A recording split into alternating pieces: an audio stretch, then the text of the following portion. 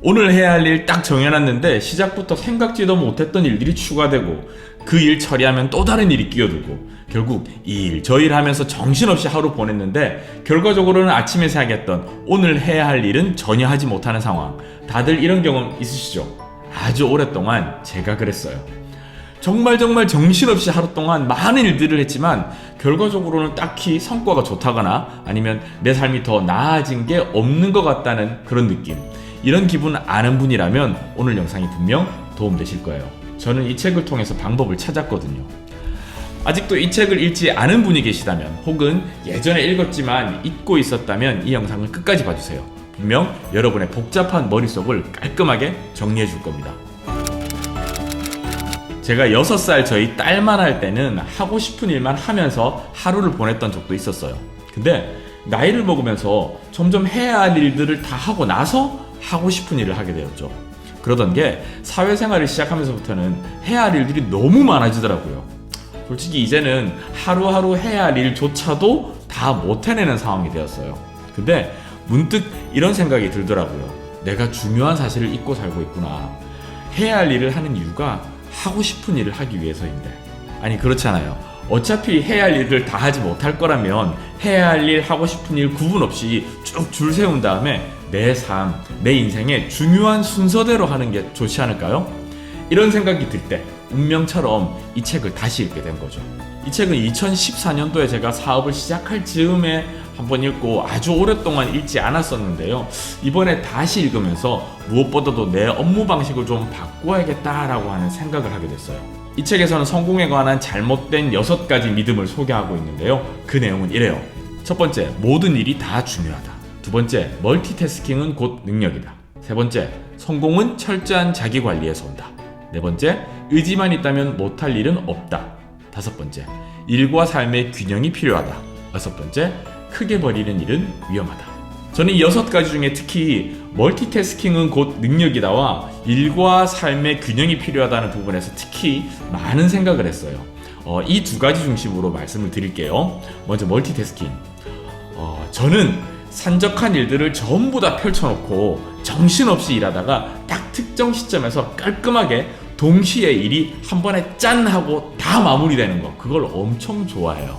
이게 뭔가 엄청 스마트해지는 그런 기분이 들거든요. 그런데 솔직히 실상은 그렇지 않아요. 일이나 공부는 주관적인 느낌으로 평가받는 게 아니라 객관적인 성과로 평가를 받는 거잖아요. 설령 내 스스로가 나 엄청 멋진데? 유능한데? 이런 느낌이 들더라도 정작 그 일의 성과가 미미하면 소용이 없는 거잖아요. 아마 사업하는 분들 중에 이런 분들 많으실 거예요. 이런저런 다양한 일들을 벌려놓는 거죠. 그 중에서 하나만 딱 터지면 되는 거잖아요. 그래서 스마트 스토어도 하고 마케팅 대행 업무도 좀 하고 B2B 업무도 하고. 근데 이걸 왜 잘 아느냐? 제가 그랬거든요.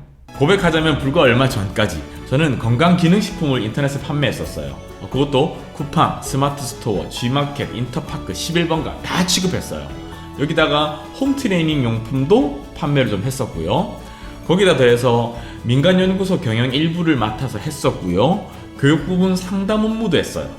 유튜브 채널 같은 경우도 교육 채널 하나, 3, 40대 남성 타겟 채널 하나, 부동산 관련 채널 하나, 이렇게 3개 운영했었고요. 진짜 정신이 없었어요. 매일매일 일이 터져요. 그거 수습하다 보면 정작 중요한 일은 시작도 못하고 결국은 잠을 줄일 수밖에 없더라고요. 근데 그게 좋은 삶의 모습, 대단한 존경받을 만한 삶의 태도라고 생각했어요. 근데 생각해보면 그게 아니더라고요. 몸이 고장나기 시작했어요. 엉덩이 근육이 고장나서 다리를 절게 되었고요. 어깨 근육에 염증이 생겨서 팔이 안 올라가고 막 그러더라고요. 결국 그래서 2022년 말부터 하나씩 정리를 시작했어요. 지금은 그 중에서 딱 3가지만 하고 있어요. 근데 이것도 좀 더 줄일까 생각 중입니다. 이 책에서는 멀티태스킹을 저글링에 비유해요. 한 번에 4-5개의 공을 던지고 받고 하는 거죠. 근데 그러다가 흐름을 놓치면 어떻게 되나요? 다 떨어지고 말아요. 그나마 일은 고무공이라서 다시 튀어오를 수도 있지만 가족, 건강, 친구 이런 것들은 유리로 만들어진 공이라서 떨어지면 깨지고 결국 처음 상태로 만드는 게 힘들죠. 많이 하는 게 잘하는 게 아니라 하나라도 탁월한 게 잘하는 겁니다. 이건 여러분께 드리는 말이지만 사실은 저한테 하는 말입니다. 하나를 하더라도 탁월하게 하는 게 잘하는 거다. 에이, 그건 당신처럼 특별하게 많은 일을 하는 사람들에게나 해당되는 이야기잖아요 라고 하시는 분들도 계실 거예요. 하지만 여러분들의 하루 일과를 한번 떠올려 보세요. 정말 많은 일들을 하고 있지 않은가요? 근데 그 일들 모두 하나같이 다 중요한 일이에요? 혹시 리듬을 놓치고 있지는 않나요? 생명이 달려있는 문제에서는 멀티태스킹이 매우 치명적인 결과를 초래한다는 것을 모르는 사람은 없을 것이다. 우리는 비행기 조종사나 의사가 자신에게 주어진 일을 할 때 다른 모든 것을 잊고 그 일에만 전념하길 바라며 당연히 그러하리라 여긴다. 그리고 혹시라도 다른 짓을 하다가 발각되면 큰 질책을 받아 마땅하다고 생각한다. 그런 전문가들로부터는 어떤 변명도 받아들이지 않을 것이다. 그런데 우리들은 어떤가? 이중잣대를 대고 있는 것은 아닌가? 왜 우리의 일은 그들의 일만큼 중요히 여기거나 진지하게 받아들이지 않는가? 자신에게 가장 중요한 일을 하고 있으면서 대체 왜 멀티태스킹을 용납하는 것인가? 다음, 일과 삶의 균형이 중요하다. 워라벨이라고 표현하죠. 이 표현이 제가 기억하기로는 2015년 전후로 생겨나지 않았나 싶어요.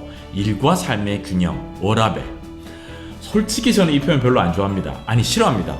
소비자들의 지갑을 열기 위한 마케팅 목적으로 만들어진 단어 같아요. 워라벨.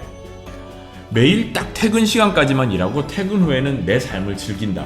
이게 언뜻 들으면 굉장히 좋게 느껴지거든요. 근데 뭐 하면서 즐기죠? 대개의 경우에 뭔가 소비하면서 그 시간을 보내요.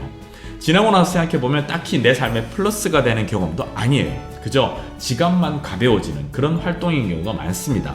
워라밸을 지키면서 경제적인 걱정 없이 책임감 있게 존경받는 사람을 저는 지금까지 보지 못했습니다.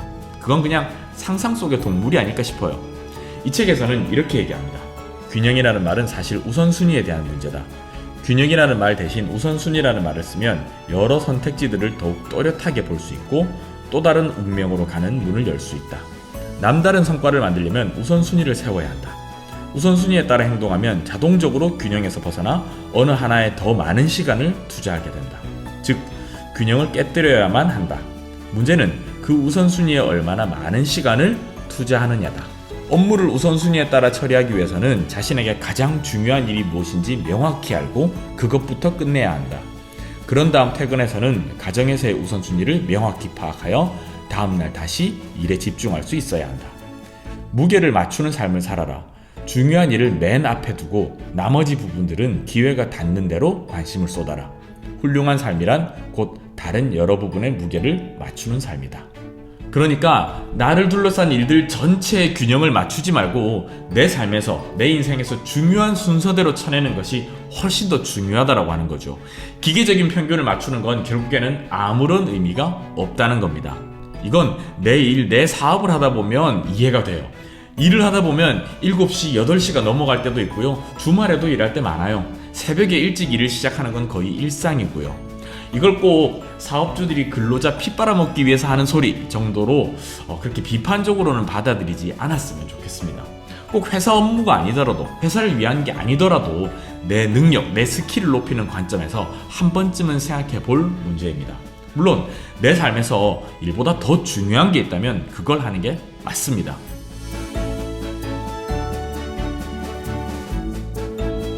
저는 이 책을 읽고 나서 이거 하나는 꼭 실천해 보려고요. 매달 하루를 정해놓고 Just One Thing Day를 좀 해보려고 합니다. 뭐냐면 지금 시점에서 내게 가장 중요한 단 하나가 무엇인가를 고민하는 거예요. TV, 컴퓨터 이런 거 다 끄고 스마트폰도 끄고 그 단 하나를 고민한 후에 그걸 중심으로 도미노를 한번 세워보는 거예요. 예를 들어서 나를 둘러싼 일들이 50가지가 있다라고 하면 그걸 하나씩 내 힘으로 넘어뜨리는 게 아니라 중요성의 순서대로, 일들의 크기의 순서대로 줄을 세우는 거예요. 그런 다음에 가장 첫 번째 있는 도미노를 넘어뜨리는 데만 집중하는 거죠. 그러면 그 도미노부터 순서대로 알아서 넘어질 테니까요.